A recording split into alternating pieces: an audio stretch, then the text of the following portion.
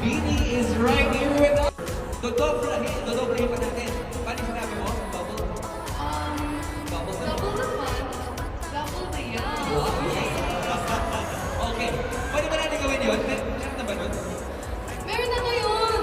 Kasi dahil ngayon, Jollibee's proud to introduce its newest variant, the Double Cheesy Hamburger!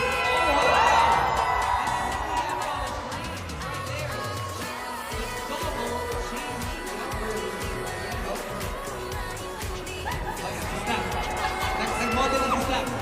Oy, ayan na naman kayo. Ayan na naman. Oy!